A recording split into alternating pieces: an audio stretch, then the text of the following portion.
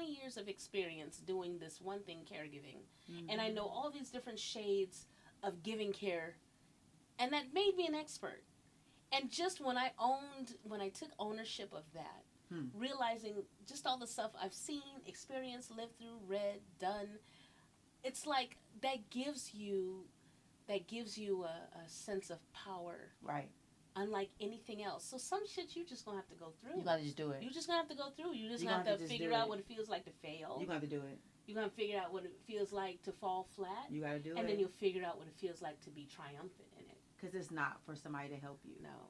We are not made to be in this life alone. I really believe that. Like, we need people. Right. But I don't need you to do what I'm supposed to be doing. Exactly. Exactly. If you do what you do, and I do what I do, we come together. Right. It's gonna be beautiful because I don't want to do what you do. Right. I want to learn from you. I might be inspired and have an appreciation for it, or might learn about it, or maybe I could be good at it, but I didn't realize it until I got around you. Right. Right. But I need you to be doing what you're doing. Right. Period. Yeah.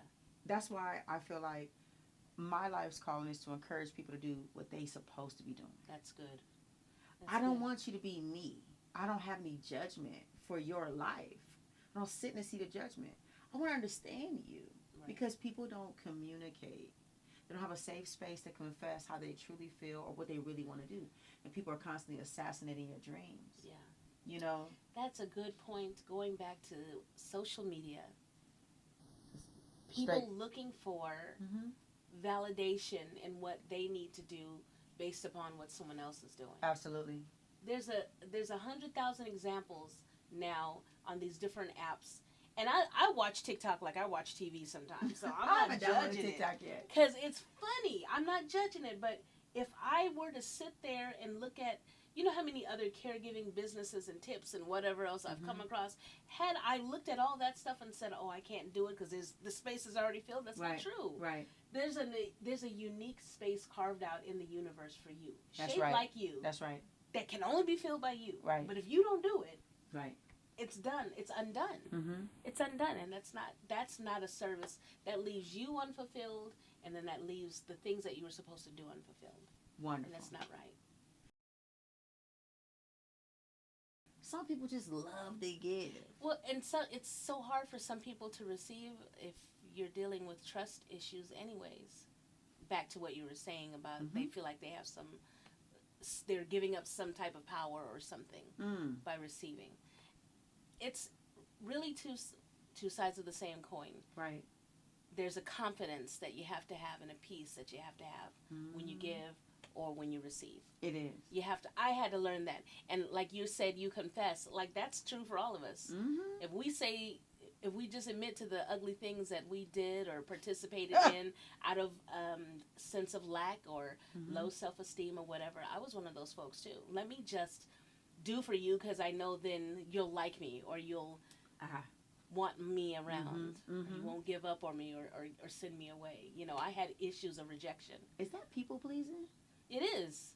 It's a different shade of it maybe, but it definitely is. Please like me.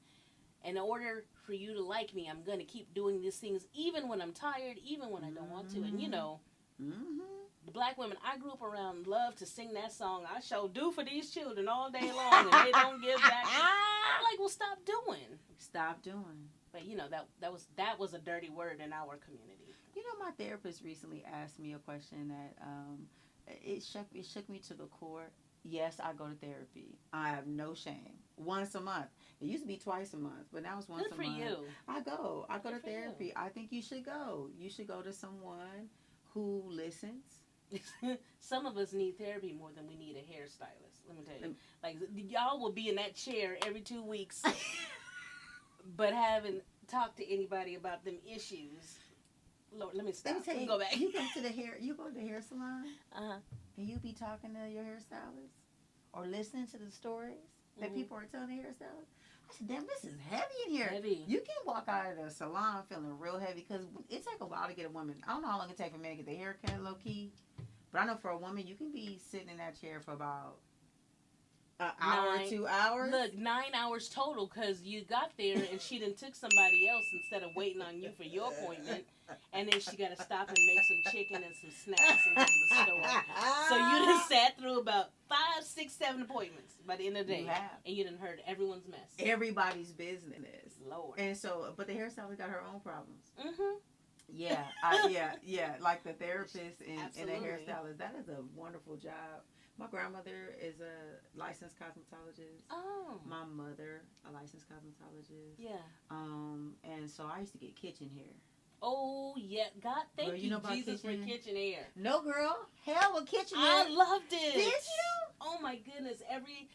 Every other Saturday, sitting in my grandmother's kitchen. Now, she did hair in New Orleans. Your grandma's from New Orleans? From my whole family's from New Orleans. Really? I was a generation born and raised in California. Okay. But Alberta, she did hair back in 1930, 1935 in New Orleans. Yeah. So she had all those old pressing tools. Oh. So by the time I came along, it was the bergamot. Come on. And the kitchen and some hot tea while I sat there, or my cafe au lait or whatever we had. Yeah. And then long. Don't get into it. Has your mom or grandmother ever told you your hair hold heat? Yes. Do you think that's true? Or were they burning the hell out of it? I don't think my hair hold heat. That's how I got burnt many times, sis. Your hair hold heat. No, it don't. No, it don't. That grease hold heat. Hold your ear. Right. I could have fried shrimp in my hair. I had so much grease by the time it was done. It was shiny, though. That shit was on. It was slick and shiny. Did you ever participate with the creamy crack? I did.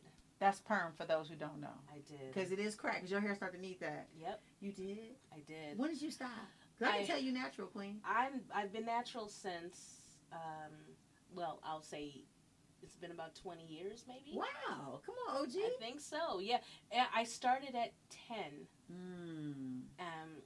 And the first time it had to have been like a Dark and Lovely kit. Girl. Girl, that Dark and Lovely kit. Oh, God, the Dark and Lovely kit. It was horrible. And then in order to keep it up, because I sweat from my scalp, we was perming like every 4 weeks, and that lasted until 4 to 6. Yep. But then my scalp started flaking, and I couldn't fix it no matter what I did. Yep. And my hair would shed, and it would break off, and I had these intense headaches, and I said, you know what? I need to give up the relaxer. The creamy crack. Yep. That's when I stopped, because I remember my auntie. I'm just going to tell this story because it's going to make me feel better. Because this is where we laugh at the shit we cried about. I'm telling you right here. Just don't tell her about this episode. Yeah, she ain't going to watch this. Auntie Shelly, if you do. Sorry. Word up. I remember I was going, Magic Johnson just opened a theater in Los Angeles. Right. It's called the Magic Johnson Theater. So yeah. We wanted to go. That was big news for us back in the day. Big news. So I was like, I gotta get this hair done. Right. Right. I had my quarters so I could call my boyfriend at the time from the payphone. Because Magic Johnson had a really nice payphone area in the front before you can go in at the payphone area. Yep. So I was like, cool. So she's like, but I'm gonna get you together. So my mom was like, you do it. So she put, and I'm like, it's burning. She's like, no, it's not. I'm like, it's burning. It's burning real bad. I was like, take it off. And I just remember looking at myself and my scalp. She got me to the white meat. Ooh. I mean, all around here. I'm all this way.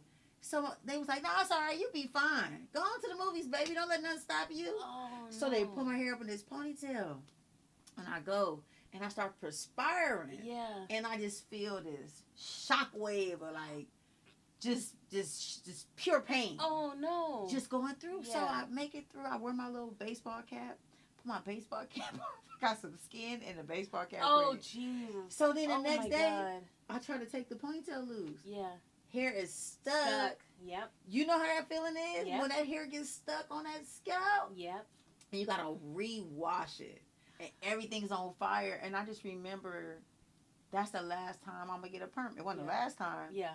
But it was like you taking skin, all of this to it's relax like your hair. Doesn't make sense. I really thought about that. It's like I said, the headaches, the scabbing, the flaky, I think my skin on my scalp still has issues to this day, and it's like I was like, it's too expensive, it's painful. It was very. My expensive. hair should have been long. As a child, my hair was down my back before it was perming. So I was like, obviously. So I kicked that habit, thank God. It's been years. And people say, do you think about... No, hell no. I do not think about going back. I will do a silk press about twice a year. Come on with the silk press. That's it. That's why I locked up. Yeah. I locked my hair because my hair was falling out. Like, it was falling out. And I went to a dermatologist. And they were like, oh, you got 1, 2, 3, 4, 5. I was like, for real? So I had to get special shampoos and everything because now knowing that I just have sensitive skin. Me too. So you have sensitive skin. Yeah. If you have sensitive skin here, you got sensitive skin here. And everywhere else. Everywhere else. Your eyes. So you have sensitive skin. Yep. And so putting that on was really to fit in with white folks. That's if I'm being honest. That's true. It's called a relaxer. That's true. It ain't for me to relax. I don't feel like I wasn't relaxed through the whole process. See, when I was a kid, they had this saying, you had it, can't you, don't you? Ooh, girl, have you heard that? Can't you, don't you? Yeah, can't you, don't you? Can't you come and don't you try?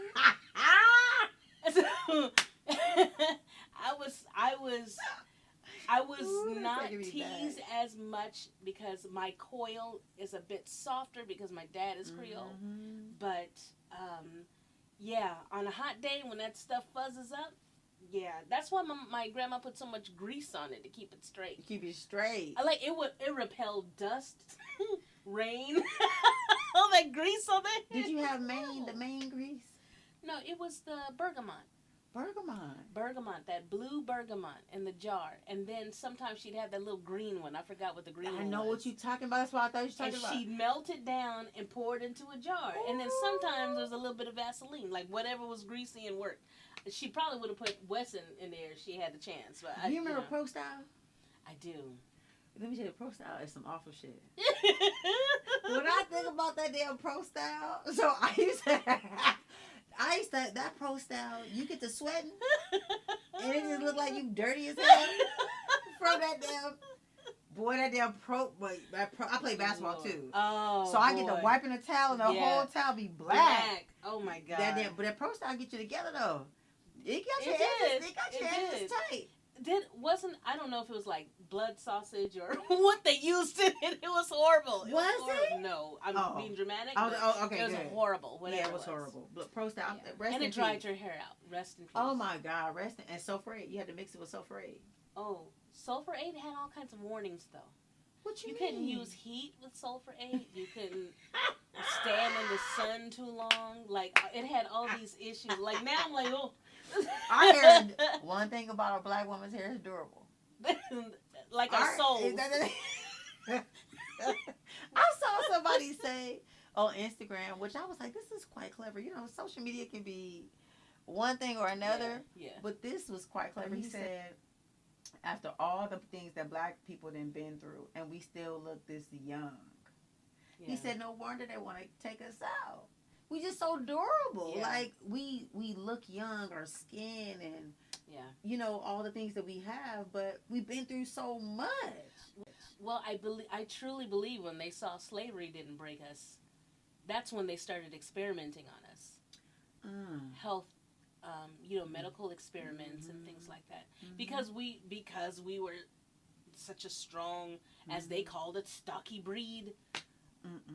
When you say it like that.